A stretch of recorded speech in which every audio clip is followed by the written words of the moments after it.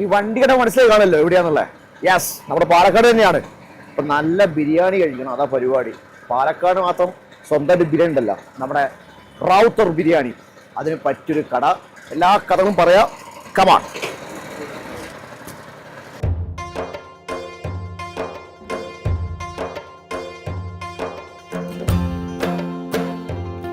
കഴിച്ചാ?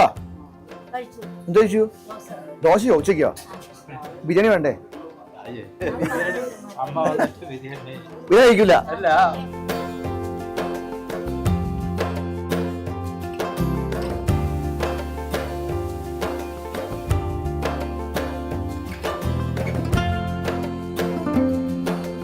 ഇത് മൂത്തവനാ? ആ, എന്റെ പേരെന്താ? സലീം. തുടങ്ങിയിട്ട് ഇപ്പൊ എത്രയായി? ഞാൻ ഹോട്ടൽ തുടങ്ങിയിട്ടൊക്കെ കുറേ ആയി. അത് സാധാ ഭക്ഷണമാണ്. ഇപ്പൊ ബിരിയാണി തുടങ്ങിയിട്ട് 2 കൊല്ലമായി. അപ്പൊ ആദ്യം കണ്ടുപിടിക്കുന്നു ഉമ്മ? ഇവിടെ തന്നെ. ആദ്യം ഇവിടെ തന്നെ? ഞാനിപ്പോ 8 കൊല്ലമായി ഇവിടെ വന്നിട്ട്. ഈ 8 കൊല്ലവും ഇവിടെ തന്നെ. ഇപ്പൊ എന്തൊക്കെ ബിരിയാണി ഐറ്റം എന്തൊക്കെയാ? ഇപ്പൊ തലശ്ശേരി, റാവുത്തർ, ബീഫ്, ചിക്കൻ. പിന്നെ ഉച്ചയ്ക്ക് ഊണുമില്ലേ? ഊണുണ്ട്, മീൻ ഊണ്, മീൻ വറുത്തത് എല്ലാം ഉണ്ട്.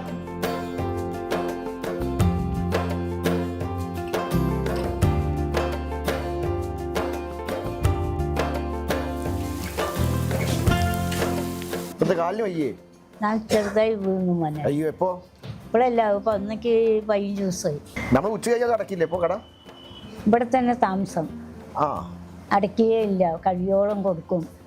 രാത്രി കിട്ടും? കിട്ടും. ഉണ്ടെങ്കിൽ ഇനി വയ്ക്കില്ല, ഉണ്ടാക്കി ബാക്കി ഉണ്ടെങ്കിൽ കൊടുക്കും.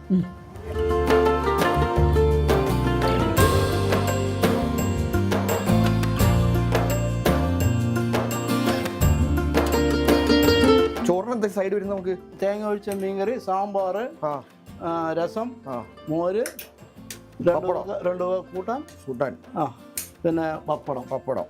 എത്ര ചോറ്? ചോറ് 50 റുപ്യ. 50 രൂപയുള്ളൂ. 50 റുപ്യ. 5 കഷ്ണം മീനുണ്ടെങ്കിൽ 20 റുപ്യ. ഇത് മത്തി? 5 പിന്നെ സിലോപ്പിയ ഉണ്ടാവും 30 റുപ്യ, 40 റുപ്യ. ചെമ്പല്ലി എല്ലാം കൂടി 100 രൂപ. 100 റുപ്യ എല്ലാം 100 റുപ്യ എല്ലാം മാക്സിമം പോയാൽ.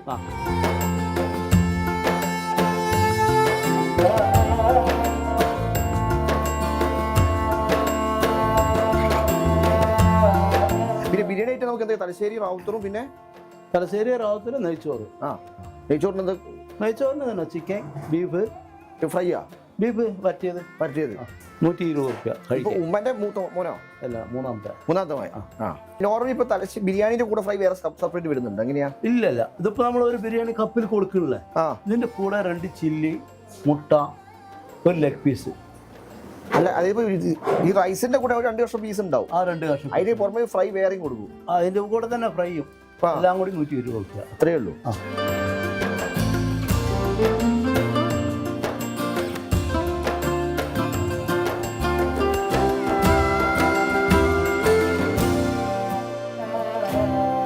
ഉമ്മയുടെ ബിരിയാണി കഴിക്കാൻ ഈ തിരക്ക് എന്താണെന്ന് വെച്ചാലേ, ഉമ്മയുടെ ബിരിയാണിക്ക് 2 കാര്യം. നല്ല ബിരിയാണിയാണ്, കൂടെ മുഹബത്തുണ്ട്. ഉമ്മയുടെ സ്നേഹം, ഉമ്മ സ്നേഹത്തോടെയാണ് ബിരിയാണി വിളമ്പി കൊടുക്കുന്നത്. അതിൻ്റെ ഒരു ടേസ്റ്റാണ് അതിൻ്റെ ഹൈലൈറ്റ്. അതാണിത് തിരക്കും. കാരണം ആൾക്കാർ കാണില്ലേ, വൻ തിരക്കാണ്. പാലക്കാട് വരുന്ന നിർബന്ധമായിട്ട് ഒരു തവണ വരണം, ഉമ്മയെ കാണണം, നല്ല ഭക്ഷണം കഴിക്കണം.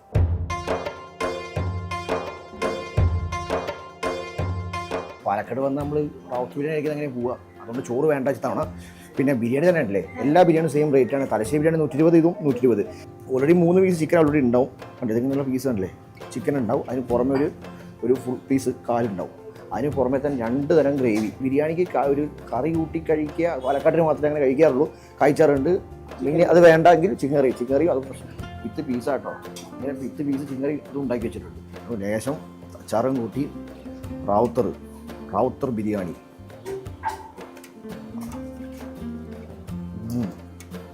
പൊളി.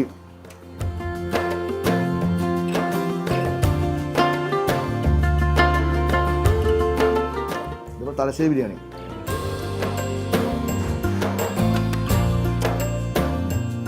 ചിലപ്പോൾ എക്സ്ട്രാ ലൊക്കേഷൻ എന്താ? കൊപ്പത്താണ്. ഗൂഗിൾ മാപ്പിൽ അവൈലബിൾ ആണ്. ഉമ്മാസ് നടിക്കുന്ന തന്നെ വരും. അപ്പം അന്ന് കഴിഞ്ഞാൽ ഗംഭീരമായിട്ട് കഴിച്ചിട്ട് പോവാം. ചക്ക ഞാൻ വിട്ടേക്കട്ടെ. അടുത്തൊരു വീഡിയോ വീണ്ടും பார்க்கலாம். വീണ്ടും സന്ധിക്കും വരെ വണക്കം.